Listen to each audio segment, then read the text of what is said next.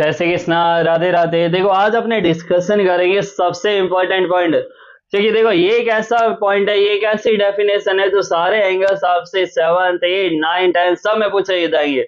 और ये हर जगह कहीं भी line angle parallel intersecting line कहीं भी इस चैप्टर से रिलेटेड बात आ जाए तो ये टॉपिक जरूर पूछे जाते हैं कि कॉरेस्पॉन्डिंग एंगल क्या होता है, को इंटीरियर एंगल क्या होता है। तो देखो इसको ध्यान से आज अच्छे समझना। मैं एक एक डायग्राम बना के पर्टिकुलर समझाऊंगा कि कौन सा को इंटीरियर एंगल है, को एक्सटीरियर है, वर्टिकली अपोजिट है, अल्टरनेट इंटीरियर एंगल है। तो हर चीज अपने ध्यान से समझेंगे। तो देखो सबसे पहले नाम है कॉरेस्पॉन्डिंग एंगल। तो ध्यान रखना इधर यहाँ दो पैरेलल लाइन है, तीसरी लाइन है जो इसको कट कर रही है, तो ये हो जाएंगे इंटरसेक्टिंग लाइंस। और जिस पॉइंट पर ये दोनों कट हो रही है तो इसको बोला जाएगा पॉइंट ऑफ इंटरसेक्शन। अब देखो सबसे पहले अपने नाम है कॉरेस्पॉन्डिंग एंगल। ध्यान से समझना कॉरेस्पॉन्डिंग एंगल क्या होता है। देखो मैं सबसे पहले ये लाइन बना रहा हूँ, देखो यहाँ नाम देते थे, ये लाइन है एल और ये लाइन क्या है एम। सबसे पहले मैंने लाइन बना ली एल। अब इस लाइन पर यहाँ पर देखो ये लाइन आ रही है इधर, एज इट इज दूसरी लाइन है इधर। इस लाइन पर यहाँ क्या आ रहा है, दूसरा एंगल। तो देखो इस लाइन के ऊपर जो एंगल 1 है और इस लाइन के ऊपर जो एंगल है 5, ये 1 और 5 आपस में क्या हो गए, इक्वल है। क्या हो गए ये आपस में, इक्वल। कोरेस्पॉन्डिंग एंगल क्या बोलता है, जब लाइन के ऊपर ये थर्ड लाइन जो कट कर रही है इन दोनों को, तो ये जो एंगल 1 और एंगल 5 है ये दोनों आपस में इक्वल हो गए। किस प्रॉपर्टी से, कोरेस्पॉन्डिंग एंगल से। एज इट इज यहाँ पर एंगल 2 लिखा है और यहाँ एंगल 4 लिखा है, तो ये दोनों भी आपस में क्या हो जाएंगे, इक्वल। सॉरी यहाँ लिखा है एंगल 6, तो एंगल 2 किसके इक्वल हो जाएगा, एंगल 6 के। एज इट इज अपने यहाँ देखें एंगल 3 और एंगल 7। यहाँ एंगल कितना लिखा है 3 और यहाँ एंगल कितना लिखा है 7, तो एंगल 3 किसके इक्वल हो जाएगा, एंगल 7 के। और एंगल 4 किसके इक्वल हो जाएगा, एंगल 8। तो देखो ये हो गया कॉरेस्पॉन्डिंग एंगल्स। नेक्स्ट देखो अपने पास आता है अल्टरनेट इंटीरियर एंगल। देखो जब भी अल्टरनेट इंटीरियर एंगल की बात आ जाए एक शेप याद कर लो, जेड। कौन सी शेप आपको याद करनी है, जेड शेप। देखो यहाँ पर एक जेड बन रहा है इधर, एज इट इज यहाँ भी जेड बन रहा है। देखो कैसे, एक जेड आ रहा है इधर यहाँ तक, मैंने ये वाला पोर्शन लिया। देखो एंगल 3 से लेकर एंगल 6, तो एंगल 3 और एंगल 6। तो देखो एक जेड ये बना और एक उल्टा जेड बना है। देखो एंगल 4 से लेकर एंगल 5, एंगल 4 से लेकर क्या हो जाएगा, एंगल 5। तो ये दोनों देखो यहाँ पर इन लाइनों के बीच में एंगल बन रहा है, इसलिए इसको नाम क्या दिया, इंटीरियर। क्या नाम दिया इसको, इंटीरियर एंगल। तो अल्टरनेट इंटीरियर एंगल क्या हो जाएगा, angle 3 is equal to angle 6 और angle 5 is equal to angle 4। इसको शॉर्ट फॉर्म में ये भी लिखा जाता है AIA, अल्टरनेट इंटीरियर एंगल। तो देखो एंगल 3 इक्वल हो जाएगा एंगल 6 के और एंगल 4 इक्वल हो जाएगा एंगल 5 के। एज इट इज नाम है अल्टरनेट एक्सटीरियर एंगल। देखो ये एंगल आपको वापस से बनाना है। देखो एंगल 3 और ये एंगल 6 बना लिया हमने, लेकिन अब अगर अपने इस लाइन को क्या करें और बढ़ा दे, और इस लाइन को भी क्या करें, बढ़ा दे, तो देखो एंगल 3 के ऊपर एंगल कौन सा आ रहा है, 1, और एंगल 6 के नीचे कौन सा एंगल आ रहा है, एंगल 8। एंगल 1 किसके इक्वल हो जाएगा, एंगल 8 के। एज इट इज देखो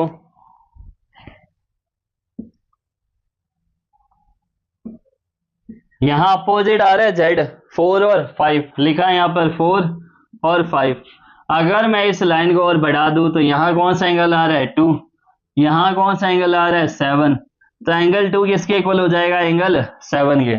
तो देखो ये तो था अल्टरनेट इंटीरियर एंगल, ये हो जाएगा अल्टरनेट एक्सटीरियर एंगल। तो AEA क्या हो जाएगा, ये अल्टरनेट एक्सटीरियर एंगल।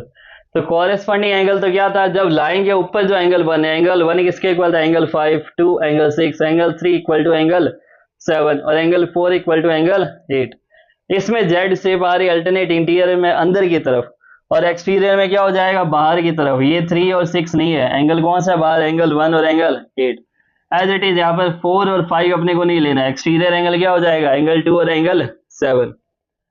फिर आता है एक नाम को इंटीरियर एंगल। देखो को इंटीरियर नाम से पता चला इंटीरियर या अंदर की तरफ बनेगा। तो देखो एंगल कैसे बनाना, अपने ये लाइन ड्रॉ करते हैं। इस लाइन के अंदर देखो यहाँ लिखा है एंगल 3 और यहाँ लिखा है 5 लिखा है इधर।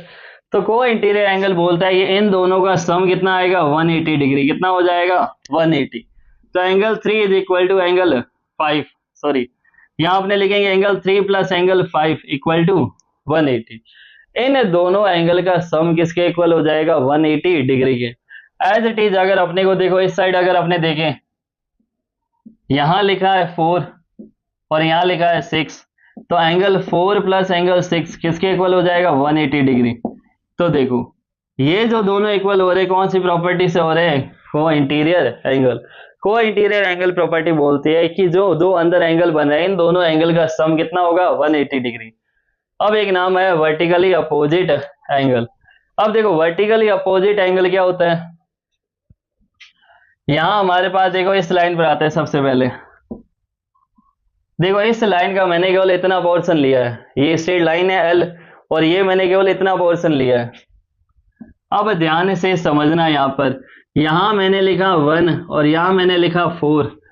देख लो इधर ध्यान से समझना, ये दोनों जो क्रॉस में आ रहे हैं ये होता है vertically opposite angle.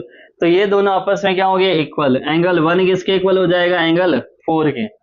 As it is यहां लिखा है एंगल 2 और यहां लिखा है 3, तो एंगल 2 किसके इक्वल हो जाएगा? एंगल 3 के। ये तो रहे जो हमने हाफ डायग्राम की बात की है। हाफ में और अगर अपने देखे तो यहां देखो एक लाइन है एम,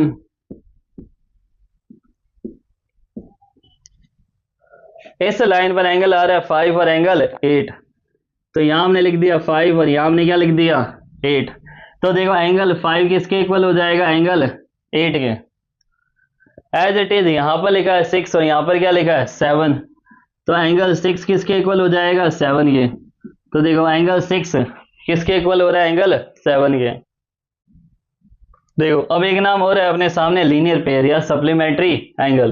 देखो जो जो पॉइंट इसमें आने वाले थे, कॉरेस्पॉन्डिंग एंगल, को interior angle, alternate interior angle, exterior angle, vertically opposite angle, ये सारे अपने डिस्कशन कर दिया। अब एक मेन और आता है इसमें लीनियर पेयर सप्लीमेंट्री एंगल, जिसको क्या बोला जाता है? Supplementary angle.